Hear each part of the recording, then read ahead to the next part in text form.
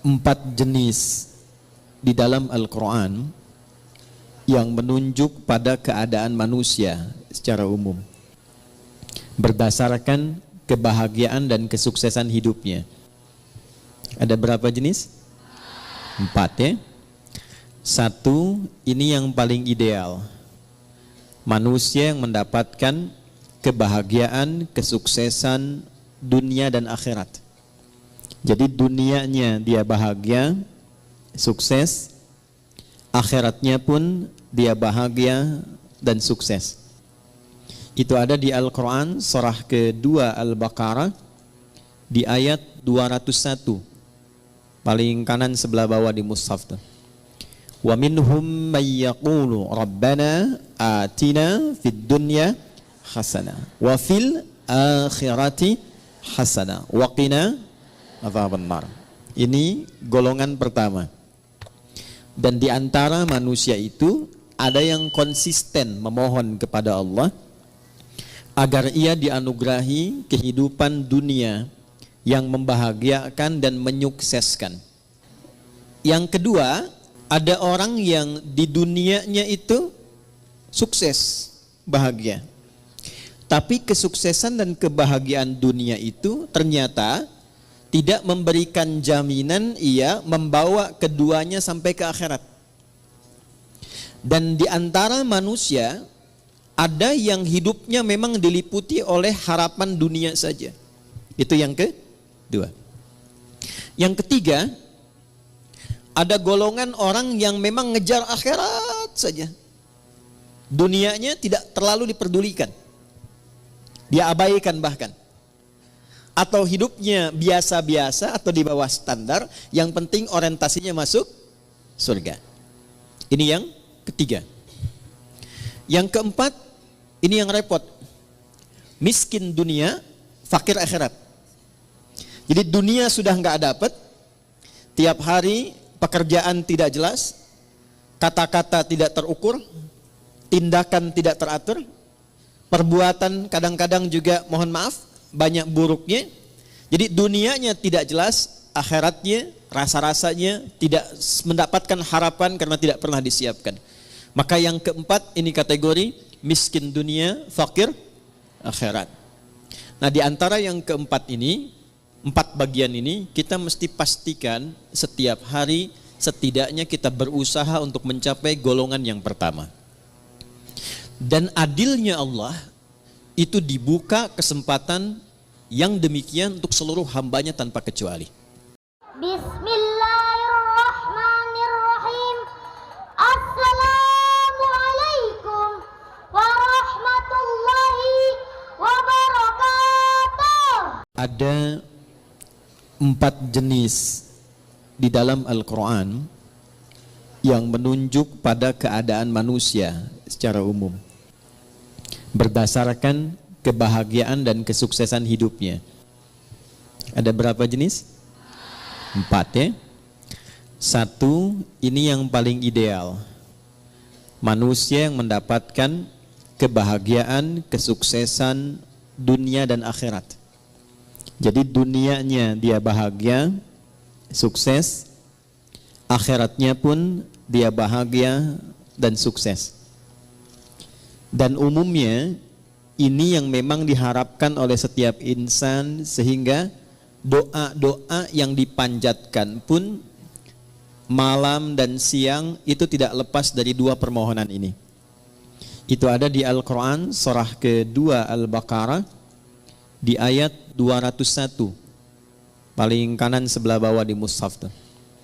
Wa minhum may yaqulu rabbana atina fid dunya hasanah wa fil akhirati hasanah wa qina adzabannar. Ini golongan pertama. Dan di antara manusia itu ada yang konsisten memohon kepada Allah agar ia dianugerahi kehidupan dunia yang membahagiakan dan menyukseskan. Jadi ada bahagia saja, ada sukses saja, ada bahagia dan sukses. Ada orang hidupnya sukses, mawaddahnya banyak, tapi belum tentu bahagia, sakinahnya belum tentu diraih. Kaya iya, tapi kekayaan itu tidak membawa ketenangan dalam berkehidupan. Ada yang begitu? Ada. Jadi ibu pilih mana? Kaya tapi gelisah atau miskin tapi tenang? Alhamdulillah. Oke. Nah, kaya dan tenang, sukses dan bahagia. Maka itu yang dimaksud di ayat ini. Ada orang yang konsisten dengan permohonannya. Dia memohon kepada Allah Subhanahu wa taala agar hidupnya di dunia itu bisa tenang dan sukses, bahagia dan sukses, serta kesuksesan dan kebahagiaan ini bisa dibawa lestari sampai pulang ke akhirat. Ya, tidak cukup dengan amin, kita lihat dulu ya. Nah, yang kedua, nanti kita pelan-pelan lihat rumusnya. Alhamdulillah. Ada orang yang di dunianya itu sukses, bahagia. Tapi kesuksesan dan kebahagiaan dunia itu ternyata tidak memberikan jaminan ia membawa keduanya sampai ke akhirat.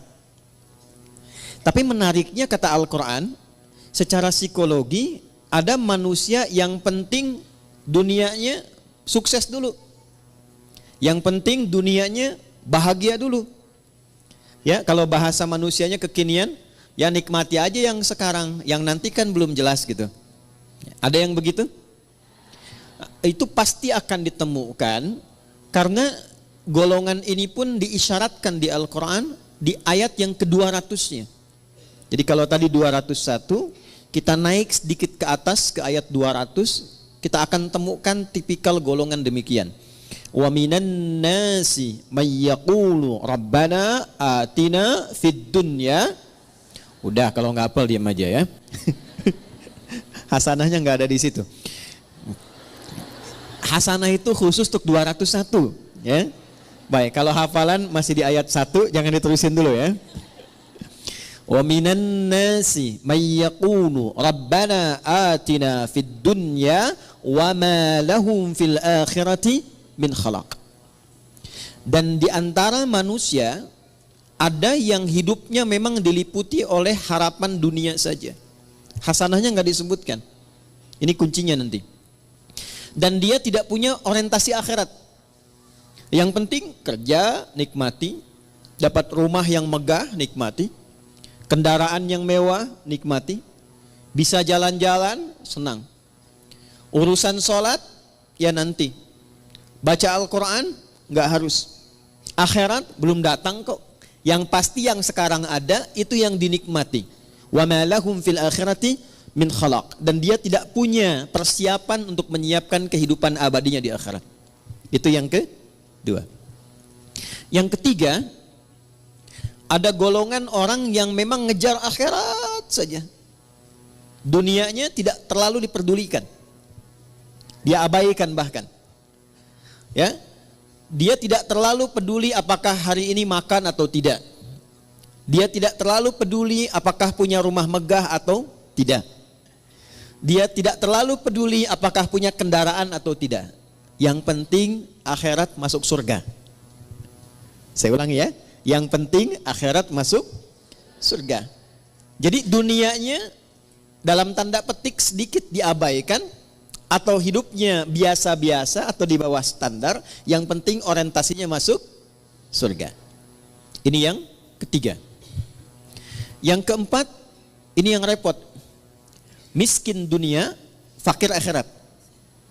Jadi dunia sudah nggak dapat, tiap hari pekerjaan tidak jelas, kata-kata tidak terukur, tindakan tidak teratur, perbuatan kadang-kadang juga mohon maaf banyak buruknya. Jadi dunianya tidak jelas, akhiratnya rasa-rasanya tidak mendapatkan harapan karena tidak pernah disiapkan. Maka yang keempat ini kategori miskin dunia, fakir akhirat.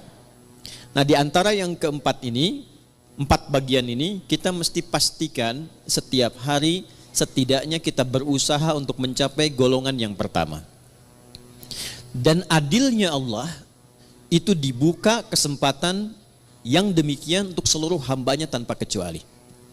Jadi ibu tidak harus berpikir jadi ustadzah kah? Ya, atau suaminya jadi kiai kah? Jadi pejabat kah? Jadi hartawan kah?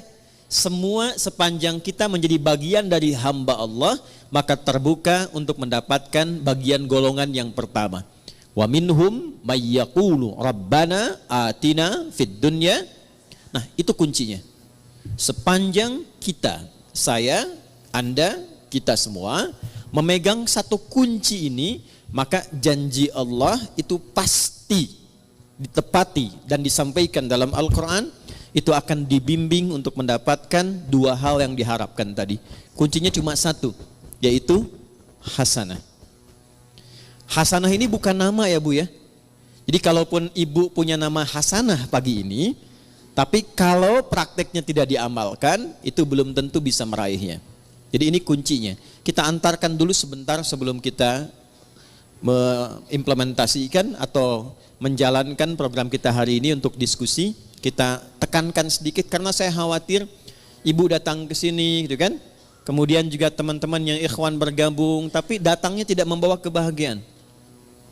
Datang tidak membawa kesenangan. Apapun yang tidak dikerjakan dengan menyenangkan, itu tidak akan melahirkan hasil yang maksimal. Ibu kalau masak, hatinya enggak tenang. Masakannya enak enggak? Enggak. Ngantarkan anak, situasi hatinya enggak tenang. Enak enggak? Tidak. Karena itu Islam selalu mengajarkan, selalu hadirkan kesenangan, kebahagiaan dalam semua aktivitas yang dikerjakan. Termasuk sholat. Termasuk baca Al-Quran. Ya, usahakan kalau ngaji itu hatinya tuh disenangkan dulu, ditenangkan. Beda kalau sedang gelisah kemudian ngaji, itu rasanya nggak akan enak. Ayat-ayatnya nggak akan nyampe ke kolbu. Baru masuk sedikit di lisan sudah berhenti lagi. Masuk berhenti lagi. Karena itu rumusnya yang pertama kata Al-Quran, saya agak sedikit percepat untuk menyampaikan pada inti diskusi kita. Wa minhum may yaqulu rabbana atina fid dunya. Nah ini, enggak pakai alif lam ya. Tidak menggunakan alif lam. Artinya nakirah, general, terbuka untuk siapapun dalam suasana apapun. Adilnya Allah, Rahman dan Rahimnya Allah, Allah menginginkan semua hambanya tanpa kecuali. Baik laki-laki, perempuan, tua, muda, besar, kecil, keadaan sosial apapun menurut manusia pada umumnya, kata Allah, ia punya kesempatan yang sama untuk sukses dan bahagia dunia sampai akhirat. Jelas sampai sini? Baik. Apa itu hasanah? Ya. Ada yang tahu hasanah itu apa? Ya. Ya itulah ya. Baik. Satu paling gampang dulu ya, pelan-pelan. Hasanah itu sifat dari karakter ihsan. Nanti satu kata. Akar dasarnya itu hasuna, hasan. Nanti kegiatan untuk mendapatkan itu disebut ihsan. Ahsana yuhsinu. Nah, akumulasi karakternya, sifatnya, atau bahkan value hasilnya, itu disebut hasanah namanya. Jadi kalau kita mengerjakan sesuatu dengan sifat ihsan, nah itu hasilnya disebut dengan hasanah. Saya ulang ya. Kalau kita mengerjakan segala hal dengan sifat ihsan. Sifat ihsan. Ini, ihsan.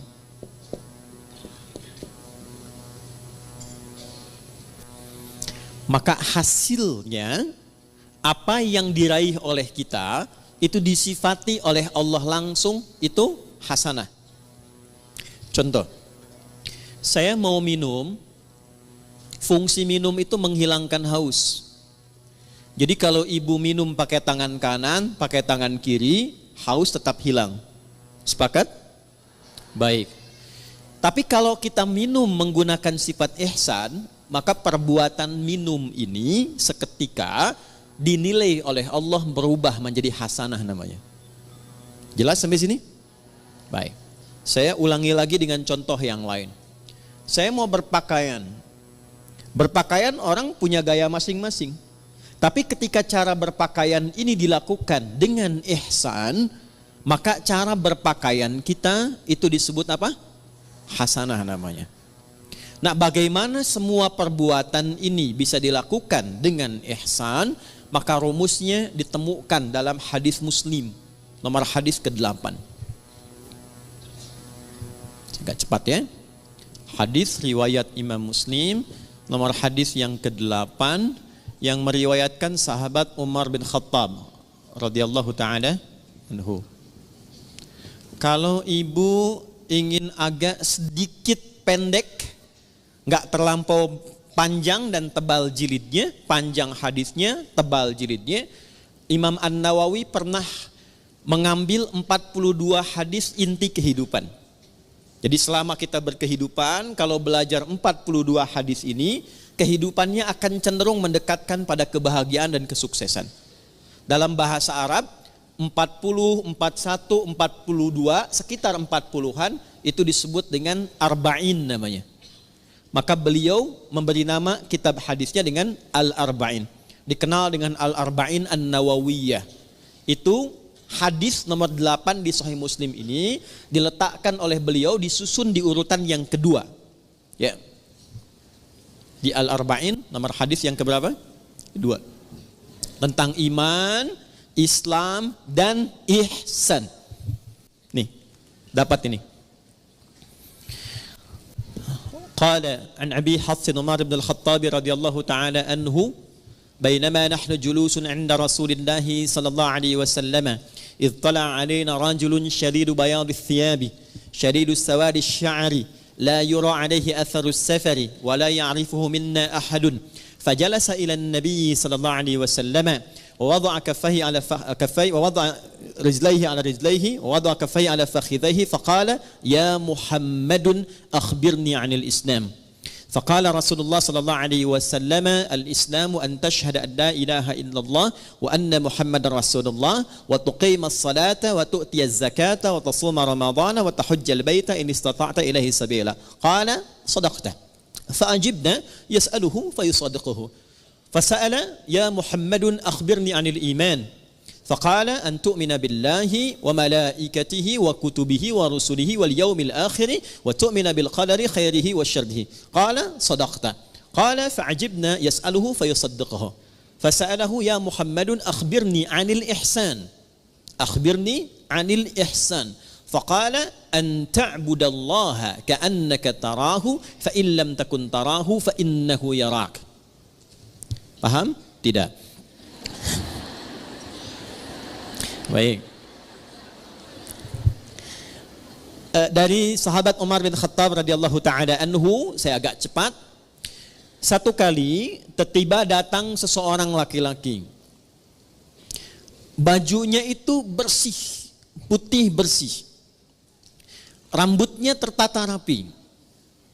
Kemudian kami nggak kenal orang ini dari mana dan tidak nampak pada dirinya bekas-bekas lelah mampir. Fajalasa ilan Nabi sallallahu alaihi wasallam, lantas beliau maju dalam ta'limnya Nabi, maju ke saf depan. Kemudian yang paling menarik itu meletakkan lututnya dekat lutut Nabi. Ya, fa asnada rukbatayhi ila rukbatayhi. Wa wada'a kaffaihi ala fakhidhaihi, dan meletakkan telapak tangannya di pahanya. Ini memberikan kesan, satu, sebelum sampai ke isi hadisnya, memberikan kesan Nabi sedang mencontohkan malaikat yang sedang menyamar menjadi penuntut ilmu kalau ingin sukses belajarnya. Bukan hanya untuk ibu yang dari majlis taklim sekarang. Misal, anaknya ibu ingin sukses di sekolahnya, yang sedang kuliah di kampus ingin sukses belajarnya. Maka tiru pembuka hadis ini tips bagaimana menjadi seorang penuntut ilmu yang sukses dan cepat mendapatkan ilmunya. Satu, ini yang langsung contohkan malaikat yang menyamar, dan itu diminta oleh Nabi untuk ditiru. Karena nanti di akhir hadisnya Nabi mengatakan, hadza Jibril atakum liyu'allimakum dinakum. Ini Jibril yang sedang menyamar, datang untuk mengajarkan kepada kita bagaimana tentang pokok-pokok ajaran agama kita. Satu, kalau datang ke majlis ilmu, kata Nabi lewat hadis ini, tiru Jibril alaihi salam saat menyamar, fokus untuk datang. Pertama, kenakan pakaian terbaik supaya nyaman. Jadi kalau sejak saat akan berangkat itu kita sudah menyiapkan diri, mengenakan pakaian yang rapi, jadi kerapian itu menunjukkan kesungguhan. Satu. Yang kedua, upayakan gak mampir-mampir sehingga fokusnya itu nanti kepada pelajaran. Kalau ibu berangkat ke sini jam 6 berangkat, tapi agendanya mampir dulu soto sebelah sana, kupat tahu pada larang sebelah sana, kan? Kemudian mampir dekat situ ada mie ayam, ya. Jadi 30% sudah diambil, nyampe sini sudah terlambat, tinggal fokusnya 70%. Ya. Oke, kemudian ketika sampai, upayakan sedapat mungkin ambil saf pertama. Sedapat mungkin. Ya, kemudian terus ke belakang, terus ke belakang, terus ke belakang. Sehingga apa yang kemudian disampaikan lebih mudah didengar. Lebih jelas, lebih baik. Awas nih, ini mahasiswa kadang-kadang datang sudah masuk kampus, duduk paling belakang, sudah nggak pernah nanya, absen titip teman tuh ya. Nah, itu bukan tipikal seperti yang diinginkan hadis ini. Kalau ingin sukses, ambil akses yang memudahkan kita untuk mendapatkan informasi. Kalau nggak terlampau dekat di depan, cari yang dekat mic, ya, supaya mudah mendapatkan apa yang disampaikan. Lalu setelah itu, ini dia poinnya. Beliau kemudian bertanya. Kalau tidak tahu, tanya. Kalau ingin dapat informasi baru, tanya. Itulah sebabnya kenapa tema hari ini kita tanya jawab. Salah satunya ingin mengamalkan hadis yang disampaikan ini. Tapi sebelum ke sana, kita ingin pastikan semua yang bertanya itu berada dalam naungan kasih Allah untuk mendapatkan kebahagiaan dan kesuksesan dalam hidupnya. Di antara yang ditanyakan itu ada 4 pertanyaan. Satu di antara 4 ini adalah ihsan. Ya, fokus, saya akan langsung cepat ke ujungnya. Al-ihsanu, ihsan itu an ta'budallaha. Perhatikan cara menerjemahkannya. Izin saya pelankan. An ta'budallaha, engkau menjadikan seluruh aktivitasmu sebagai ibadah karena Allah. Saya ulang ya. Sebab nanti kalau cuma lihat terjemahan, artinya menjadi begini, engkau menyembah Allah. Itu tekstual. Sedangkan penjelasan detailnya, ya kalau kita keluarkan kata per kata dan rumus bahasa Arabnya, itu menjadi begini terjemahan tafsirnya. Engkau menjadikan seluruh aktivitasmu sebagai ibadah karena Allah. Dulu satu poinnya. Jadi bukan cuma sholat saja. Makannya jadikan ibadah karena Allah. Berpakaiannya jadikan ibadah karena Allah. Berumah tangganya jadikan ibadah karena Allah. Saya tes sebentar ya. Maaf ya, maaf. Ibu itu merawat, mendidik anak karena sayang karena Allah. Masa? Ganti ya. Baik. Ibu itu berpartner dengan suami karena cinta atau karena Allah? Ini maksa banget ya, cinta karena Allah. Udah. Itu ada cirinya. Gini contoh. Saya kalau mau minumnya karena Allah, maka saya akan ikuti apa yang Allah inginkan dari kegiatan minum itu. Bukan sekedar minumannya, Bu. Allah suka apa tidak ini? Ya, ini jenis minumannya disukai Allah atau tidak? Tidak mungkin ada seseorang yang ingin minum karena Allah, tapi dia meminum sesuatu yang tidak disukai Allah. Allah suka bir tidak? Whisky. Dan mustahil ada orang minum bir pakai bismillah kan? Bismillah. Mudah-mudahan dosanya kurang dikit, kan nggak mungkin. Ya kan? Nah, yang kedua, bukan hanya minumannya benar, ini minuman Allah suka. Minuman yang baik, yang halal. Tapi cara minumnya pun dia ikuti seperti Allah inginkan. Contoh begini. Bagaimana cara minum yang baik yang Allah inginkan? Diajarkan oleh Nabi SAW, idza quddimat ta'am, jika hidangan itu ditampilkan. Perhatikan kalimatnya. Khudh biyaminika ma yalik, ambil dengan tangan kananmu. 1.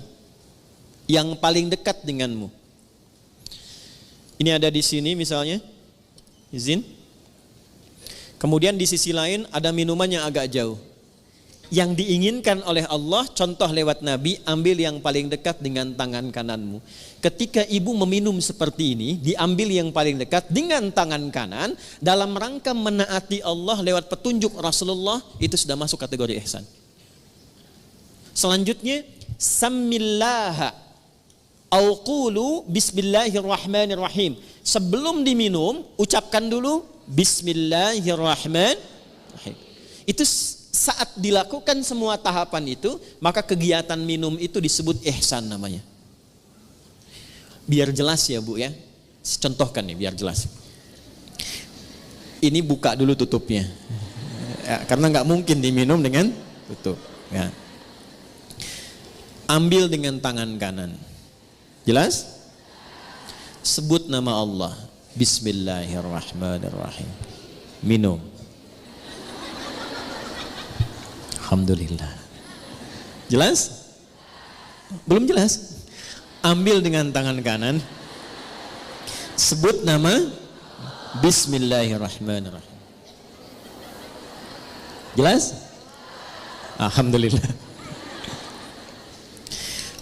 Maka saya pelan-pelan, kegiatan minum itu yang disebut dengan ihsan, dan dia menghasilkan nilai di sisi Allah disebut dengan hasanah namanya. Nah, hasanah inilah yang kemudian melahirkan apa yang kita sebut dengan berkah. Berkah. Ini dia. Teruskan turunannya. Berkah inilah yang mengantarkan pada kesuksesan dan kebahagiaan. Nih, sukses plus bahagia. Ini asalnya. Dan keduanya ini tidak berhenti di dunia. Sepanjang dilakukan dengan sifat ihsan, ditulis dengan hasanah, keluar sifat berkah, mengantarkan pada sukses dan bahagia, dan perjalanannya terus panjang mengiringi sampai ke akhirat. Nih, sampai ke akhirat. Pelan-pelan ya. Ini poinnya. Makanya sering kita katakan di lisan kita, saya pengen cari berkahnya aja. Saya pengen cari berkahnya. Nah, berkah itu Bu, bukan harus kita tafsirkan sedikit, tidak. Bisa banyak. Bahkan kalau kita lihat bahasa Al-Quran, lafaz berkah dalam Al-Quran itu yang paling menarik ketika benar dikerjakan dengan sifat ini, itu dijamakkan bentuknya. Bentuknya jamak. Yuk, saya gali dengan cepat sedikit ya Bu ya. Pelan-pelan lihat rumusnya ke sini. Pekerjaan dikerjakan dengan apa tadi? Nah, rumus untuk menjadi ihsan itu rumusnya 2, iman plus takwa. Iman plus takwa sama dengan ihsan. Karena itu sering kita diminta dalam Al-Quran, tingkatkan takwamu, tingkatkan takwamu. Pernah dengar nggak kalimat itu? Ya, tingkatkan takwamu. Dan kalimat takwa itu seringkali dibuka dengan iman atau disandingkan dengan iman. Ali Imran ayat 102, ya ayyuhalladzina amanu taqullaha haqqa tuqatih. Iman dan takwa, iman dan takwa. Kenapa kita diminta beriman dan bertakwa? Supaya muncul karakter ihsan. Kenapa bisa menjadi ihsan? Supaya mendapatkan hasanah. Kenapa hasanah penting? Supaya meraih berkah. Kenapa berkah penting? Supaya harapan kita terkabulkan. Semua pekerjaannya sukses, hasilnya membahagiakan. Dan jaminannya bukan cuma di dunia, akan wafatnya juga diberikan kedamaian. Di alam kuburnya diberikan keberkahan. Di akhiratnya dibuka keberkahan. Jadi kalau sudah muncul iman takwa, lahir ihsan, itu keberkahan dibuka di langit dan di bumi. Saya ulangi, di langit dan dibuka, di langit dan di bumi itu dibuka. Ada di Quran surah ke-7 ayat 96. Rumus ini ada Quran di Quran surah ke-7 Al-A'raf ayat 96. Yuk kita lihat pelan-pelan. Walau anna ahlal qura, buka mushafnya, amanu iman, wattaqau taqwa, la fatahna alaihim barakatin, berkah jamak sifatnya. Lihat ayatnya. la fatahna 'alaihim barakatim minas sama'i wal ardh. Langit dan bumi. Ada ayatnya? Quran surah 7 ayat 96. Walau anna ahlal qura amanu wattaqau la fatahna 'alaihim barakatim minas sama'i wal ardh. Ada ayatnya? Oke. Sudah? Pelan-pelan. Jadi ketika ayat itu diturunkan kepada Rasulullah sallallahu alaihi wasallam, yang diinginkan bukan sekedar jadi bacaan. Kita baca dapat pahala insyaallah. Dapat pahala dan pahalanya pun disebut hasanah. Tapi kalau kita amalkan isinya, nah amalan itulah yang menjadikan kita mampu meraih keberkahan, sehingga keberkahan ini mengiringi kesuksesan dan kebahagiaan yang kita harapkan dalam berkehidupan di dunia. Jadi kalau ayat rumah tangga dibawa ke rumah tangga, dipraktekkan dengan sifat ihsan. Suami menjadi suami dengan sifat ihsan, istri mempraktekkan ayat Quran dengan sifat ihsan, maka kehidupan rumah tangga akan cenderung mendapatkan berkah. Berkah itulah yang mengantarkan pada kebahagiaan dan kesuksesan. Itu dibawa pulang sampai ke akhirat.